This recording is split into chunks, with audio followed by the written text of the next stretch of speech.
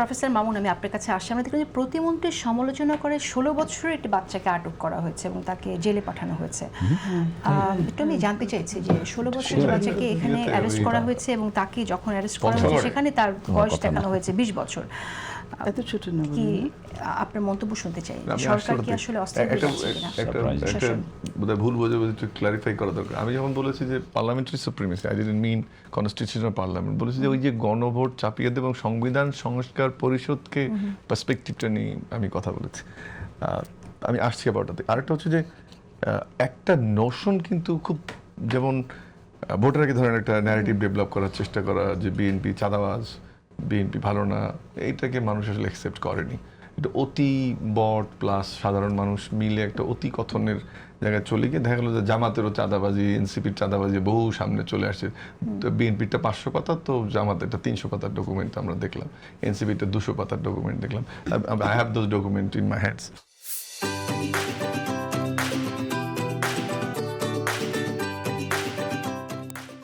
এটা এই যে সেকেন্ড হচ্ছে একই প্রক্রিয়ায়, কিন্তু এখন যে জায়গাটা যাওয়া হচ্ছে, আমি খুব গঠনমূলকভাবে বলার চেষ্টা করছি যে একটা নোশন দেওয়া হচ্ছে যে অধ্যাদেশ যেগুলো হয়েছে সবগুলোই সংসদ পাশ করে দেবে। এইটা বোধহয় একটা খুব ইমেচিউর ইয়া তৈরি করা, ন্যারেটিভ তৈরি করা যে সংসদে গেল সংসদ সবগুলো পাশ করে দেবে। এটা গেল একটা জিনিস। আরেকটা হচ্ছে এই যে গণভোট আনা এবং যে বিভাগ আপা বলেন, আমি একটু কমপ্লিমেন্ট করি যে প্রক্রিয়ার সংস্কারটাকে নিয়ে যাওয়া হলে একদম অনেক বড় কিছু, অনেক মিটিং, অ্যাডভোকেট শিশির মনির নিশ্চয়ই খাওয়া দাওয়ার অভিজ্ঞতা হয়েছে, কোটি কোটি টাকার যে ব্যয় হয়েছে। খাওয়া দাওয়ার কথা আছে না, খাওয়া দাওয়ার চা বিস্কিট তো খাওয়া সেটা হচ্ছে এই যে খেয়ে গেল তিনটে খুব নিকট তিনটে স্বৈরাচার বিপ্লবের কথা বলি। না না, I am not pointing finger to, I am pointing finger to অন্তর্বর্তীকালীন সরকার। You should not be very subjective. ইন্দোনেশিয়াতে 1990 এইটা আপরাইজিং হলো, আমি এটাকে আপরাইজিংই বলি। ইউক্রেনে ধরেন আপনি 14 হলো, আমি তিনটা টাইম ডিফারেন্স বলছি তাহলে বুঝতে সুবিধা হবে, দশক পার হয়। নেপালে হলো। দেখেন তো এই দেশগুলোতে এখনো যদি প্র্যাকটিসগুলো দেখেন, আমি নেই ইন্দোনেশিয়াকে নেই, আমি নেই ইউক্রেনকে, ইউক্রেনের পার্সপেক্টিভটা ভিন্ন, কিন্তু দীর্ঘদিনের যে প্র্যাকটিসটা তারা করে এসেছিল। তারপরে এরপরে নেপালকেও যদি নেই, কি করেছে যে তারা বেসিক্সে থাকার চেষ্টা করেছে এবং সংসদের মধ্য থেকে প্র্যাকটিস নর্মসগুলোকে রেখে করার চেষ্টা করা হয়েছে। আমাদের এখানে আমি ওই ডিবেটে যাবোই না, করা যেত না যেত, পুরোপুরি সংবিধান মানা হয়েছে, ওটাতেও যাবো না, কিন্তু টু মাস অ্যাম্বিশিয়াস বোধহয় আমরা হয়ে গেলাম। হতে গিয়ে when we tighten your grip, there is a say that more you tighten your grip, more you lose. যত হাত আপনার বাচ্চাকে শাসন করতে পারেন, ফাঁক দিয়ে আপনার পড়ে যাবে অনেক কিছু। তাতে দেখেন যে আমরা যে বৈষম্যের জন্য আমরা আন্দোলন করলাম, যে বৈষম্য থেকে মুক্তি পাওয়ার জন্য সংগ্রাম হলো, সেটা এমপ্লয়মেন্ট হোক, অর্থনৈতিক মুক্তি হোক, নারী অধিকার হোক, সমাজের অন্য ক্ষেত্রে হোক, সেটা না হয়ে একেবারেই একটা যেটা মানুষ মানে আই এম নট সেইং যে আমাদের দরকার নেই এই সংস্কারগুলো, বাট সাধারণ মানুষের ভাগ্য উন্নয়নের জন্য আপনি কী করেছেন?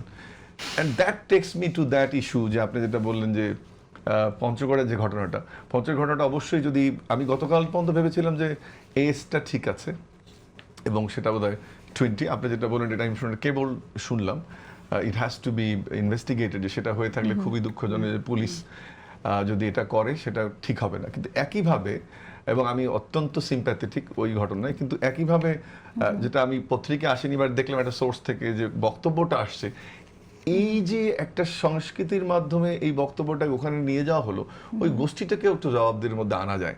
যদি সবচেয়ে কেউ ওইটা I don't like to reveal, সেটা হচ্ছে যে যেভাবে এই যে 18 মাসে যত সংস্কার হয়েছে তার মধ্যে অপসংস্কার হয়েছে অনলাইনে, সবচেয়ে বেশি বিষোদ্গার হয়েছে নারীদের বিরুদ্ধে। সেটা ঢাকা বিশ্ববিদ্যালয়ে মেয়েদের অন্যান্য নিয়ে কথা বলার কারণে তাকে মালা পরানো হয়েছে, মিরপুরে মেয়েদেরকে অত্যাচার করা হয়েছে, সারা দেশটা আনসেফ হয়ে গেল, both physically and particularly online. এই যে বটবাহিনী বের হলো, নানান তৌহিদি জনতা বের হলো, সেটা ডেলি স্টারে হামলা বলি, আমার কালচারের উপর হামলা বলি, ছায়ানটের মতো জায়গায় হামলা হবে, এইটা তো মানা যায় না। ওই যে আপনি তুলে ধরলেন আস্তে আস্তে এই যে বটবাহিনী নর্মাল না, নর্মাল না অ্যাবনর্মাল করে করে আপনি অনলাইনে তো এমনি সেন্সরশিপ নাই, কিন্তু ভাষাগত যে ব্যবহার, নীতি, নৈতিকতা, ঐতিহ্য, আমাদের সিনিয়রিটি সব কিছু লোপ পেয়ে নাও it is in such a paradigm you can write anything else of anybody.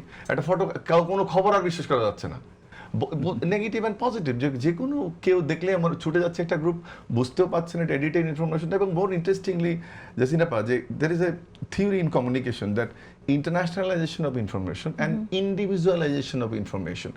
Information international হবে, সব আপনার দৌড়গোড়ায় সারা পৃথিবীর খবর আসবে, কিন্তু individualization of information is very important. How much I would take and again, যে কতটুকু আমি এটাকে স্ক্যানিং করতে পারছি, এটা ঠিক তথ্য কিনা, ফেসবুকে পোস্ট হলে, একটা ফটো কার্ড আসলে, একটা ভিডিও আসলে আমি বিশ্বাস করবো কিনা, এই জায়গাটা এডুকেশনটা কিন্তু হয়নি। অন দ্য আদার হ্যান্ড আমরা সোশ্যালজি দেবো দিস কালচার ল্যাগ, অর্থাৎ টেকনোলজি এগোয় যায় কিন্তু সোসাইটি বা ল ওই পর্যন্ত যেতে পারে না। প্রতিদিনই কিন্তু আমরা এটা ফাইট করছি, আপনারা যতই বলেন না না, একসময় আইসিটি ল দেখলাম একরকম, এখন আর এক রকম নতুন রূপে আবির্ভূত হচ্ছে। আমি যেটা বললাম, অবশ্যই আমি এটা sympathetic, I want proper investigation, at the same time has come যে অনলাইন যেভাবে সবার জন্য ক্ষতিকর, it is harmful for BNP, for Jamaat, আমরা এই জায়গাটা নিয়ে কথা বলা খুবই জরুরি। আমরা দেখছি যে ক্যাম্পাসগুলো আবারও অস্থির হয়ে উঠেছে, সেই জায়গাটুকু ফিরবো, কারণ এখানে শিশুমণি ছাত্র রাজনীতি করেছে। আমরা একটা কথা একটু বলতে পারি যে আপনি একদম ঠিক কথা বলেছেন যে অনেক এখানে অনেক শিক্ষার একটা ব্যাপার আছে যে আসলে আমরা কি ধরনের মন্তব্য করব, কি ধরনের ল্যাঙ্গুয়েজ ব্যবহার করা উচিত। কিন্তু একই সাথে আমরা যেহেতু দেখছি যে আগের মতো কিছু ঘটনা ঘটছে, যে পুলিশ অতি উৎসাহী হয়ে গ্রেফতার করছে, আনফরচুনেটলি আমাদের জগতে ম্যাজিস্ট্রেটরা অতি উৎসাহী হয়ে ঠিকই কিন্তু জেলে পাঠিয়ে দিচ্ছে। তেলের লাইনে গিয়ে মারছে একজন, সেখানে অ্যাটলিস্ট 3টা মেসেজ যদি আসতো, আমাদের কোর্ট থেকে একটা মেসেজ আসতো যে যারা এরকম হুটহাট করে লোকজনকে জেলে ঢুকাবে এই ধরনের অভিযোগ, এবার যারা মানে ম্যাজিস্ট্রেটরা, তাদের ব্যাপারেও কিন্তু একটা ইনভেস্টিগেশন বা একটা ব্যবস্থা নেওয়া হবে। পুলিশের থেকেও মেসেজ আসতো যেসব অতি উৎসাহী পুলিশদের ব্যাপারে কিছু হবে।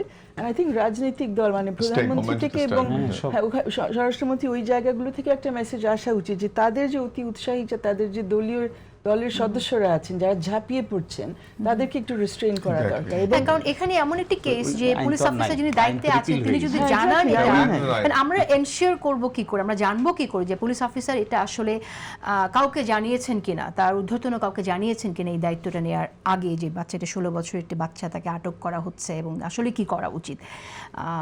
যেটা আপনি বললেন ডক্টর মামুন, যে ইনভেস্টিগেশন দরকার আসলে এখানে। অবশ্যই